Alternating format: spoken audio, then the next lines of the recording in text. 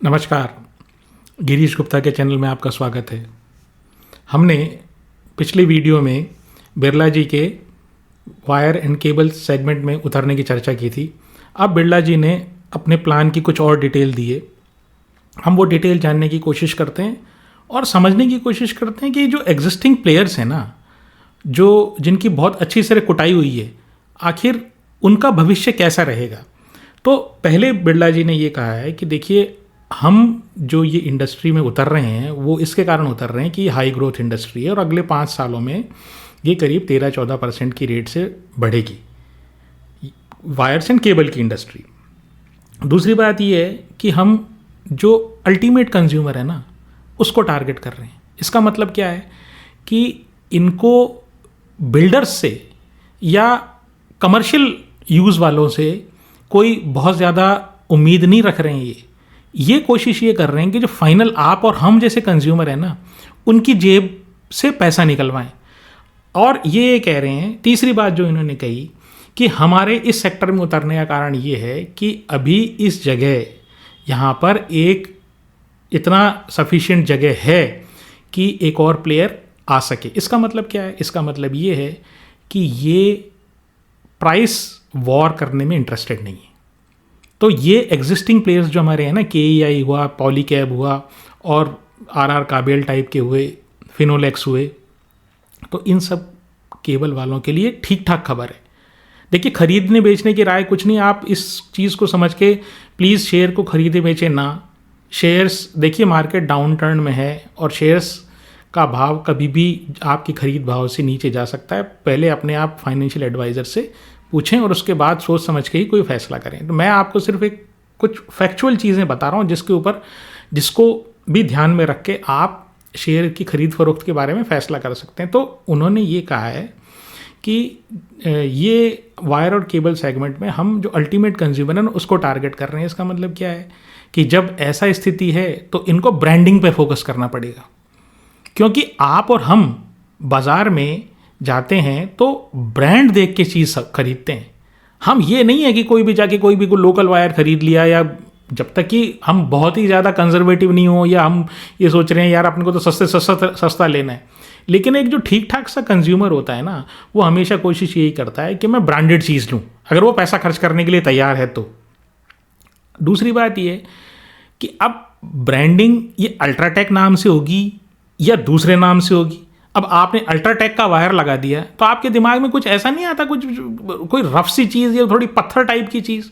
और वायर और केबल जो है ना, आदमी के दिमाग में एक इंप्रेशन ही होता है फ्लेक्सिबल और खूबसूरत चीज़। मतलब वायरिंग भी आप करोगे ना अंदर से तो वो डैमेज नहीं हो।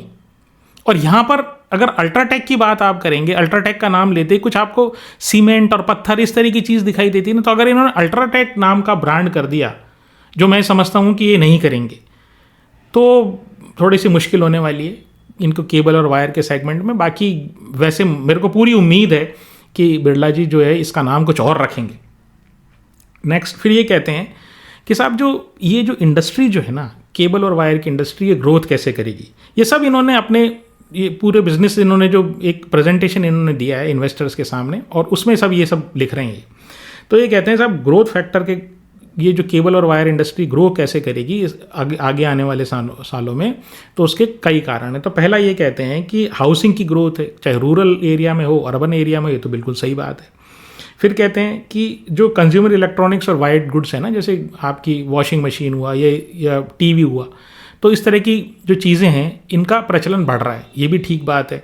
और वही कह रहे हैं कि जब जैसे जैसे इन चीज़ों का प्रचलन बढ़ता है वैसे वैसे वायर और केबल की आवश्यकता होती है। बिल्कुल अलग अलग पॉइंट आप लगाएंगे। अगर वॉशिंग मशीन आपने ले ली तो आपको नेचुरली आपको एक, जहाँ पर भी आप वॉशिंग मशीन रखेंगे वहाँ पर भी आपको एक पॉइंट, इलेक्ट्रिसिटी बिजली का जो पॉइंट है वो आपको लगाना पड़ेगा, और उसके लिए आपको वायर और केबल की ज़रूरत पड़ती है। फिर ये कहते हैं कि एक और जो सेगमेंट है जो इंफ्रास्ट्रक्चर से रिलेटेड है, मतलब जैसे EV का जो चलन बढ़ रहा है, वहाँ पर आपको क्या है कि जगह जगह आपको चार्जिंग स्टेशन लगाने पड़ेंगे, वहाँ आपको EV की ज़रूरत पड़ेगी। मैं इंफ्रास्ट्रक्चर का मतलब ये है कि EV की इंफ्रास्ट्रक्चर की बात मैं कर रहा हूँ। फिर ये कहते हैं कि जो हम मैन्युफैक्चर करेंगे ना, वो हमारी मैन्युफैक्चरिंग स्टार्ट होगी दिसंबर 2026 से। तो 2026 यानी अगर आज के हिसाब से देखें, अगर आज मैं ये मान लूँ कि आज के हिसाब से करीब करीब उनके पास 20 महीने हैं, 20 महीने बाद प्रोडक्शन स्टार्ट होगा। और करीब करीब 35 से 40 लाख किलोमीटर वायर ये बनाएंगे, मतलब लेंथ ऑफ वायर जो जितनी ये निकालेंगे ना 35 से 40 लाख किलोमीटर वायर ये बनाएंगे। और ये झगड़िया गुजरात करके जगह है, वहाँ पर ये प्लांट अपना लगाएंगे। तो ये ठीक है बात सारी। अब इसमें जो इम्पॉर्टेंट बात है ना वो ये है कि ये डिस्ट्रीब्यूशन कैसे करेंगे। तो ये डिस्ट्रीब्यूशन का मतलब ये आपने प्लांट से सामान तो बना लिया, अब उसको बेचोगे भी तो सही। ये भी हमने पिछले वाले वीडियो में हमने यही वाली बात कही थी कि इनके साथ जो प्रॉब्लम होने वाली है ना वो बनाने की और इनके ब्रांडिंग की नहीं है, डिस्ट्रीब्यूशन की प्रॉब्लम है। आप सीमेंट वाले को आप केबल की चीज़ नहीं दे सकते, केबल और वायर वाले माल नहीं बिकवा सकते क्योंकि उसका आइडिया ही नहीं है कुछ, और वो रखेगा भी नहीं। तो इनको क्या डिस्ट्रीब्यूटर अलग से ढूंढने पड़ेंगे। फिर ये कहते हैं कि साहब हम क्यों इस बात पे भरोसेमंद हैं कि हमारा बिजनेस चलेगा। तो वो ये कहते हैं कि साहब हमारा एक तो ट्रस्टेड ब्रांड है, विश्वास करते हैं लोग, बिल्कुल इसमें कोई शक नहीं है। अल्ट्राटेक नाम पे लोग आंख मूंद के विश्वास करते हैं। सीमेंट में चाहे पुट्टी में, चाहे बिरला वाइट हो, चाहे वाइट सीमेंट हो, चाहे पुट्टी हो, चाहे इनकी ब्लैक सीमेंट हो जिसको ग्रे सीमेंट बोलते हैं, तो वो सब में अल्ट्राटेक का काफ़ी नाम है, बिरला का नाम या अल्ट्राटेक का नाम।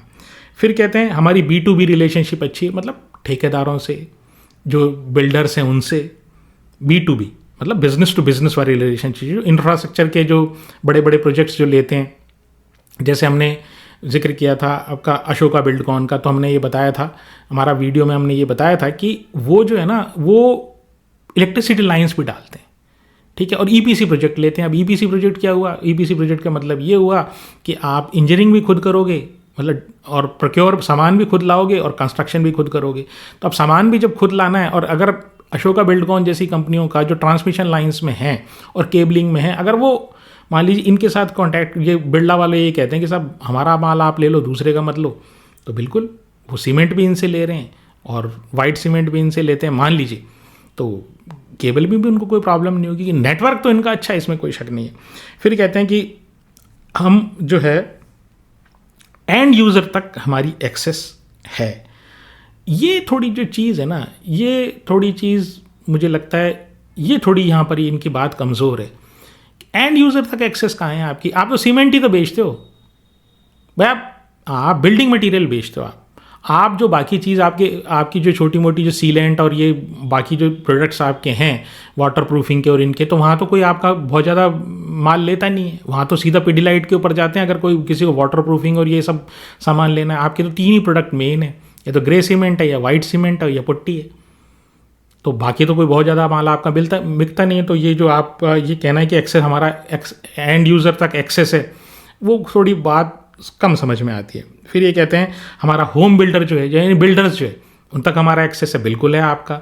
बिल्डर से आप बात कर सकते हो, और बिल्डर तो क्या करेगा आपको कोई बहुत ज़्यादा पैसे तो देने वाला नहीं। जब आप पुश करोगे उसको, बिल्डर को आप अपना माल पुश करोगे, केबल और वायर अगर आप दोगे, तो बिल्डर तो ये कहेगा भाई साहब ऐसी बात ये है, मेरे को तो ये मकान बेच के निकलना है, मेरे को तो आप अगर इस रेट में दो तो मैं ले लूँ, नहीं हो तो मैं दूसरे लोकल माल लगा दूँ। लोकल मीन्स अनऑर्गेनाइज प्लेयर से लेके लगा दूंगा। वायर एंड केबल की बात कर रहा हूँ मैं, ठीक है ना। तो केबलिंग अंदर चली जाती है। तो सारे जितने भी बिल्डर्स हैं सबका यही हाल है। वो कोई आपको ये समझो A1 माल लगा के देंगे आपको, वो तो कुछ होता नहीं है। तो यहाँ पर भी ये तो रेट काटने वाली बात। अगर इन बार बार ये अपने प्रेजेंटेशन में ये कहते हैं, मतलब अल्ट्राटेक वाले ये कहते हैं कि केबल और वायरिंग में हमारा उद्देश्य ये है कि हम एंड कंज्यूमर तक पहुँचें, यानी कि उनका टारगेट ये है कि आपकी हमारी जेब से पैसा निकालें। तो उसके लिए तो ब्रांडिंग चाहिए इनको। ये जो होम बिल्डर वाले, इनको तो कोई फ़ायदा इनको देने वाले हैं नहीं। फिर ये कहते हैं कि हम जो इन्फ्लुएंसर्स हैं उनको कांटेक्ट करेंगे, वो विज्ञापन के तरीके हैं, वो तो आप कुछ भी करें, उसमें कोई खास बात नहीं। फिर जैसे मैंने बताया कि 1800 करोड़ का केपेक्स है, पिछले वीडियो में हमने डिस्कस किया था इसको वो। और ये कहते हैं कि हमारा IRR है, इंटरनल रेट ऑफ रिटर्न, वो है 25%। यानी कि मैं 100 रुपये अगर 1 जनवरी को लगाऊंगा तो 26 दिसंबर को या 31 दिसंबर को मुझे 1 रुपया, 100 रुपये अगर मैं लगाऊंगा 1 जनवरी को, तो मेरे को 125 रुपये मिल जाएंगे। तो इंटरनल रेट ऑफ रिटर्न सीधे गणित अगर बात करूँ तो आप समझ लीजिए 25% का रिटर्न है, ठीक है। ये कह रहे हैं। तो प्लान इनका अच्छा लगता है। अब बात ये कि जो एग्जिस्टिंग प्लेयर्स है उनका क्या होगा। तो देखिए पहली बात तो मार्केट डाउन है, ठीक है ना। अभी 2 साल बहुत लंबा पीरियड है, मार्केट डाउन है। आपको उनमें से कोई कंपनी पसंद आती हो, अच्छे से अध्ययन कर लीजिए, कोई अच्छी सी कंपनी पसंद आती हो, अच्छी सेल्स ग्रोथ हो, डेट नहीं हो और मार्केट कैपिटलाइजेशन ठीक ठाक हो और नीचे गिरा हुआ हो, आप लेके बैठ जाइए। ये बिरला जी मुझे नहीं लगता कि कोई 2-3 साल तक कोई मतलब एग्जिस्टिंग प्लेयर्स को कोई नुकसान पहुंचा पाएंगे, है ना। उसके 2-3 कारण मैंने आपको बता ही दिए। पहली बात ये कि जो इनकी ब्रांडिंग करने में इनको टाइम लगेगा, और मैंने पहले भी आपको कहा कि अभी बिरला ओपस जो है, इनका जो पेंट है बिजनेस, वो हिला नहीं पाया है। एशियन पेंट और बर्जन पेंट्स की स्थिति को वो कोई बहुत ज़्यादा प्रभावित नहीं कर पाया है, लेकिन शेयर होल्डर के नाते हो क्या रहा है, उनके वैल्यूएशन गिर गए कंपटीशन के। जब देखिए बाज़ार में क्या होता है कि जैसे हमारा वैल्यूएशन ऊपर होता है ना, तो जरा सी छींक आ जाए ना अगर कंपनी को, या कोई दूसरा उसके सामने छींक दे, तो बुखार हो जाता है सारे जिसके हायर वैल्यूएशन वाली कंपनी के शेयर होल्डर्स को। तो वो क्या है, उसको बेचने में लगे रहते हैं कि यार कोई भी ट्रिगर आए बेचो यार इसको, निकलो इसमें से, दूसरा कोई लगाएंगे। सिंपल सी गणित है। बाकी एशियन पेंट, बर्जर पेंट या जो एग्जिस्टिंग प्लेयर्स हैं, इनका कुछ अभी फ़िलहाल 2-3 साल तक कुछ होने जाने वाला नहीं है। अगर इसलिए मौका मिले, ठीक है, कोई ख़रीदने बेचने की राय नहीं है, आराम से तसल्ली से गिर रहा है मार्केट, आपको खूब बार्गेन मिलेंगे, आपको अच्छा लगे तो एग्जिस्टिंग प्लेयर्स में जो आप कभी ख़रीदना चाहते थे उसको आप ले सकते हैं, ठीक है।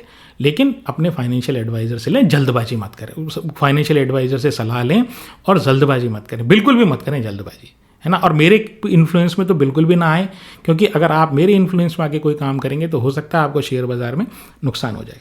तो अब सवाल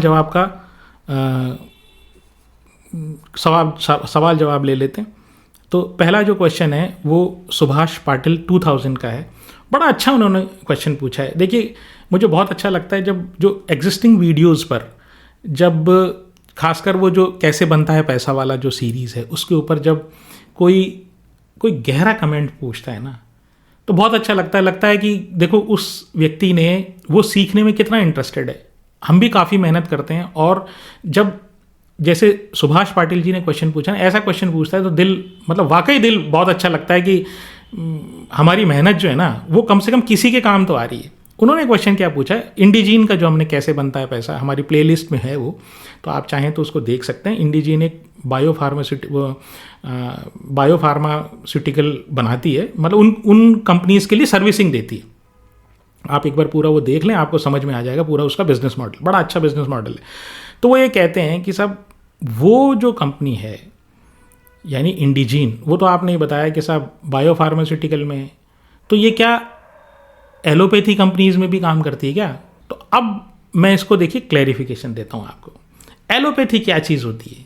अंग्रेज़ी दवाइयाँ जो देसी अपन लैंग्वेज में बोलते हैं, भाई अंग्रेज़ी दवाइयाँ जो है वो एलोपैथी है। अब ये एलोपैथी कहाँ से आई? तो सब एक सैमुअल हैनीमैन साहब हुआ करते थे जो होम्योपैथी के जनक हैं। तो वो जर्मनी के थे, तो उन्होंने अपनी पैथी को, जो होम्योपैथी है, उसको ये जो अंग्रेज़ी दवाइयाँ हैं इनसे अलग करने के लिए एक नाम दिया, उसको बोल दिया एलोपैथी। खुद की पैथी को बोल दिया होम्योपैथी और इनको बोल दिया एलोपैथी। अब एलोपैथी और होम्योपैथी में क्या अंतर है? एलोपैथी में ये है कि ये क्या है, साइंटिफिक डिस्कवरी करते हैं, साइंटिफिक डेटा इकट्ठा करते हैं, फिर ये जानने की कोशिश करते हैं कि आखिर अगर ये बीमारी हुई ना, तो आखिर ये बीमारी किसके कारण हुई, और वो जो बीमारी हुई ना उसका फिर वो तोड़ निकालते हैं, मतलब उसका एक दुश्मन पैदा करते हैं।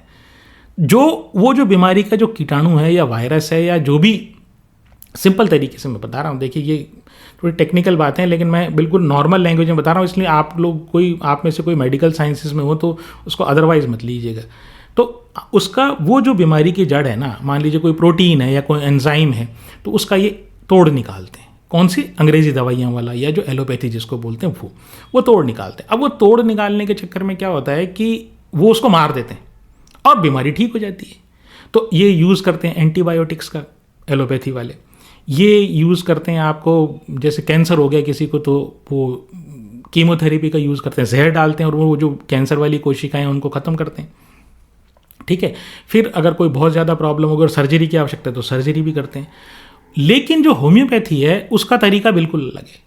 वो तरीका क्या है? वो ये तरीका है कि आपको वो ये कहता है, जो होम्योपैथी का बेसिस है वो ये है कि अगर आपके जिस चीज़ ने आपकी बीमारी पैदा की है, अगर वही चीज़ बीमारी पैदा करने वाली दवाई मैं आपको दे दूं, और दे दूं मतलब ऊपर से दे दूं, तो आपका इम्यून सिस्टम क्या एक्टिव हो जाता है और वो उस बीमारी को ख़त्म कर देता है। अब ये रफ सी बात बता रहा हूँ मैं आपको, मतलब लाइक क्योर्स लाइक। अगर आपको मलेरिया आपको है तो मैं आपको मलेरिया पैदा करने वाली दवाई आपकी बॉडी में डालूंगा जिससे आपकी इम्यून सिस्टम बढ़ जाएगा। तो ये उसका बेसिक, ये दोनों उल्टे हैं। वो चीज़ को ख़त्म करता है, ये उस चीज़ को और होम्योपैथी जो है उस चीज़ में वही दवाई और डालती है जिसके कारण वो बीमारी पैदा हुई, वही बीमारी का केमिकल और डालेगी। तो दोनों का अंग्रेजी दवाई यानी कि एलोपैथी और होम्योपैथी दोनों अलग अलग है, ये मैंने बताया आपको। अब बात करते हैं कि आजकल क्या होता है। देखिए आजकल इस चीज़ को आजकल एलोपैथी नहीं बोलते हैं, आजकल के ज़माने में इसको मॉडर्न मेडिसिन बोलते हैं। अंग्रेजी दवाइयाँ जो अपनी होती हैं ना उनको मॉडर्न मेडिसिन बोलते हैं। तो मॉडर्न मेडिसिन है तो फिर उसके अलावा दूसरी कौन सी मेडिसिन है, तो बाकी जितनी भी पद्धति है ना उन पद्धतियों को ऑल्टरनेटिव मेडिसिन बोलते हैं। वो कौन कौन सी पद्धति हैं, देखिए वो है आयुष AYUSH, ठीक है। ए से क्या हुआ, ए से आपका आयुर्वेद, वाई से हुआ योगा एंड नेचुरोपैथी, फिर यू से हुआ यूनानी, ठीक है, एस से हुआ सिद्धा और एच से हुआ होम्योपैथी। तो ये जो बाकी जो सारी चीज़ें हैं ना ये ऑल्टरनेटिव मेडिसिन, तो आजकल बोलते हैं मॉडर्न मेडिसिन और ऑल्टरनेटिव मेडिसिन। अब आपका क्वेश्चन रह गया कि इंडिजीन किस में, तो ये बायोफार्मास्यूटिकल्स जो है ना वो एक्चुअली बायोटेक्नोलॉजी से अंग्रेजी दवाइयाँ बनाने की टेक्निक है, यानी कि ये एलोपैथी या मॉडर्न मेडिसिन का पार्ट है।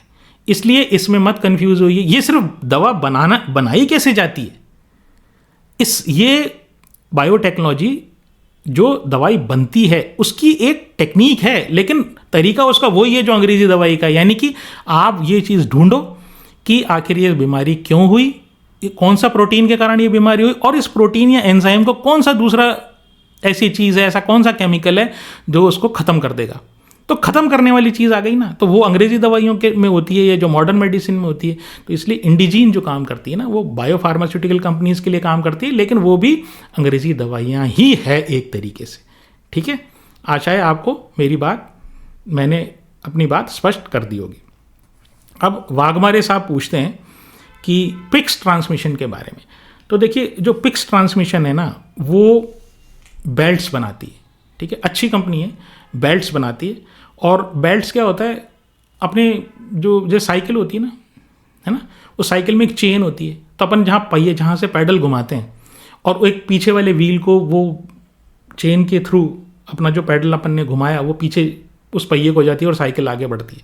इसकी जगह अगर मैं बेल्ट लगा दूँ, ठीक है, साइकिल में नहीं, मतलब अपनी कहीं भी अगर ऐसी पावर मैं पैडल से जनरेट कर रहा हूँ उसको पिछले वाले पहिए को या जिस चीज़ को घुमाना है उस चीज़ को अगर मैं पावर मुझे देनी है तो मैं उसकी बेल्ट इस्तेमाल कर सकता हूँ या चेन इस्तेमाल कर सकता हूँ। तो ये वो वाली बेल्ट बनाते हैं, तो ये पावर ट्रांसमिशन बेल्ट्स इनको बोलते हैं। तो गाड़ियों में भी होती है वो, और जैसे आपके जो पंप सेट होते हैं जिससे पानी गाँव में अपन कुएँ से पानी निकालते हैं उसमें भी होता है।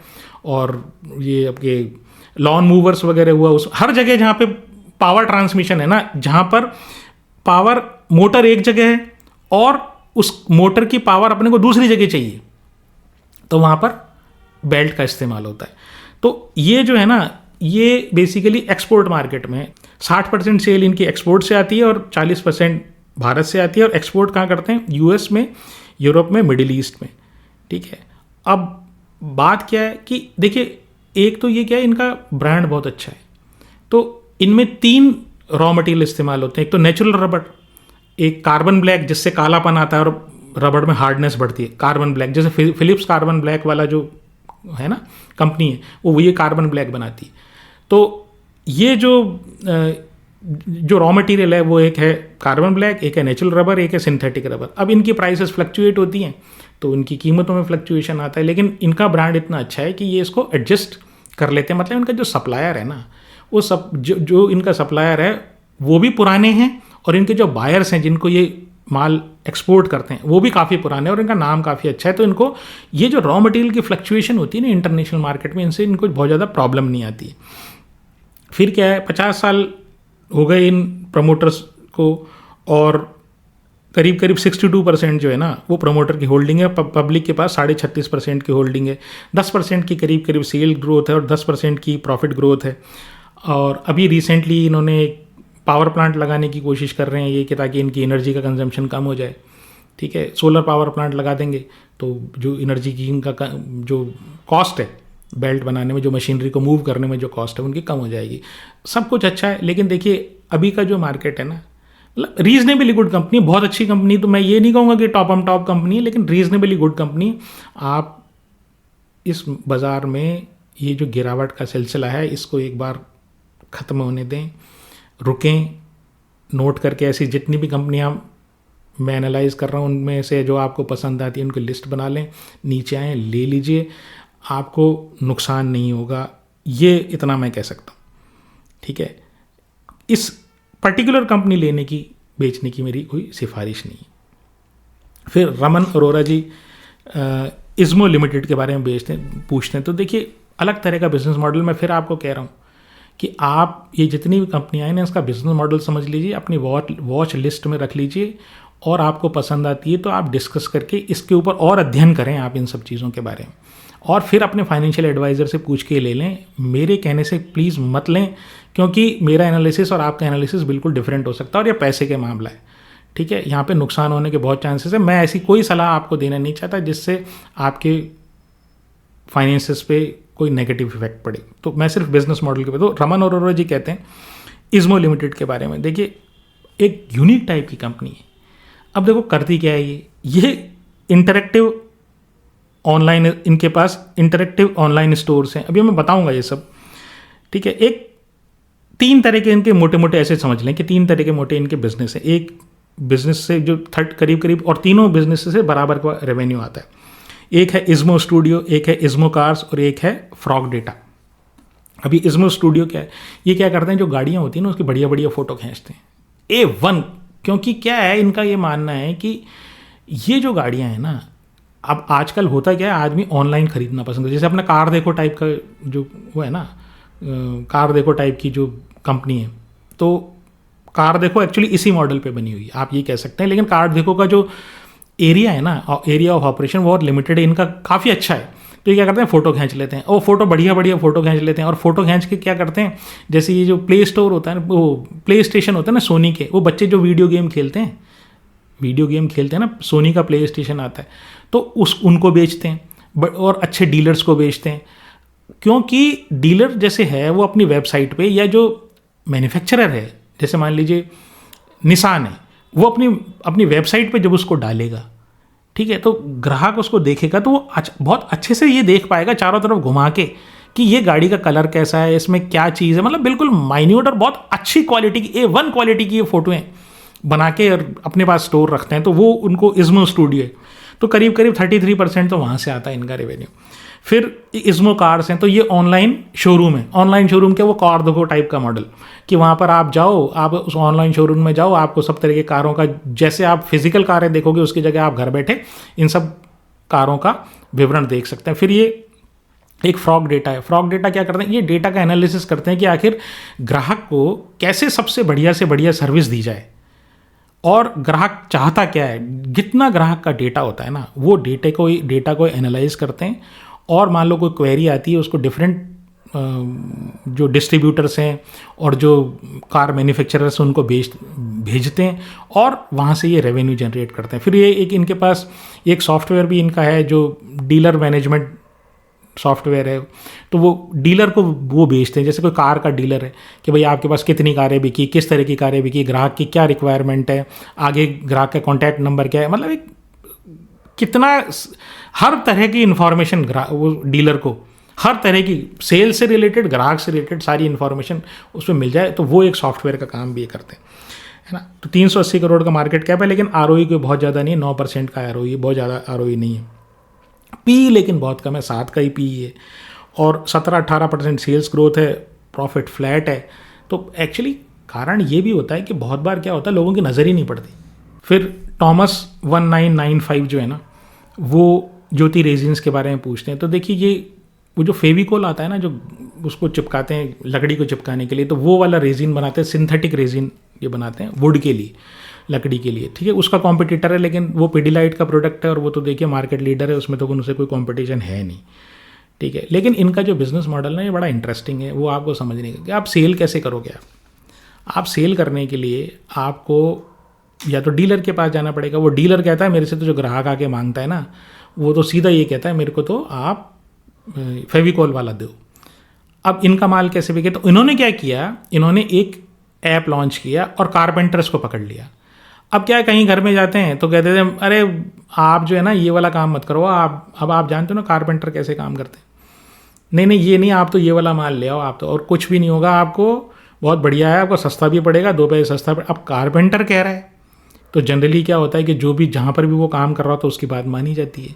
तो इन्होंने कारपेंटर्स को का एक ऐप दे रखा है, उनको ऐप दे रखा है। तो इन्होंने करीब करीब 3.5 लाख कारपेंटर्स को पूरे देश में टच किया और वहाँ पर कांटेक्ट किया, और वहाँ से करीब करीब 1.7 लाख जो कारपेंटर जो है ना, इनके प्रोग्राम में रजिस्टर हो गया। प्रोग्राम क्या है कि मेरे को आप अगर मेरा माल बिकवाओगे ना तो मैं आपको एक लॉयल्टी पॉइंट दूंगा और उससे कुछ इंसेंटिव पैसा वैसा ये लोग उनको दे देते हैं। तब कारपेंटर को ये मिल जाए तो पिडिलाइट और फेविकॉल वाला तो कुछ देने से रहा है इनको कारपेंटर्स को, तो उनका तो माल ही, उसकी तो ब्रांडिंग इतनी बढ़िया है। तो ये क्या कर रहे हैं, वो फेविकॉल की जो ब्रांडिंग है ना उसको बाईपास करने के लिए, अपना माल बेचने के लिए ये कारपेंटर्स को कांटेक्ट कर रहे हैं। तो अच्छी चीज़ है, अच्छा चीज़ है, ठीक है। अब इनका मार्केट कैप जो है ना वो 1450 करोड़ का है और 49% ROE है, PE 20 का है, डेट फ्री कंपनी है। अब ये जो है कंपनी 2020 में इसका भाव 40 रुपये था और सितंबर 2022 में 1750 हो गया है। 2023 और 2024, मार्च 2023 और मार्च 2024 का जो साल ख़त्म हुआ उसमें इनकी सेल्स फ्लैट थी, ठीक है। अब ये इतने बढ़िया जो ये अपने आंकड़े दिखा रहे हैं, 49% की ROE, 20 का PE, ये पिक्चर परफेक्ट है, ठीक है ना। पिक्चर परफेक्ट का मतलब ये है कि बहुत ज़्यादा जब ऐसी चीज़ें होती हैं ना और पिडिलाइट जैसा कॉम्पिटिटर होता है तो आदमी को डाउट होने लग जाता है। मैं ये नहीं कह रहा हूँ ये कंपनी ख़राब है, लेकिन क्या है, यहाँ पर डाउट करने की जगह है। क्या ये सारी चीज़ें इतनी ही सही हैं जितनी बताई जा रही हैं? मैं देखिए कंपनी के ऊपर क्वेश्चन मार्क नहीं कर रहा, मैं ये कहता हूँ कि एज एन इन्वेस्टर हमें कुछ चीज़ों का पे क्वेश्चन मार्क करना चाहिए। तो इसमें क्या है, थोड़ा सा और एक्सप्लोरेशन करने की ज़रूरत है। फेविकोल के सामने इसका जो सिंगल प्रोडक्ट है, वाइट ग्लू बनाता, फेविकोल जैसा वो वाइट ग्लू आता ना, वो कितना चल पाएगा। और जबकि शेयर करीब करीब 40 रुपये से 2020 में 40 रुपये से 1800 रुपये हो गया, 1750 रुपये हो गया सितंबर 2022 में, अब थोड़ा नीचे आया है। तो रुकने दीजिए, थोड़ा स्टडी करिए। अगर आपने नीचे लेवल पे ले रखा है तो कोई नुकसान नहीं है, लेकिन फिर भी जो आप है ना, मैं आपसे यही कहूँगा मेरी राय में कि आप थोड़ी सी आप तसल्ली रखिए। तो बस आज के लिए इतना ही। नमस्कार, धन्यवाद, जय हिंद।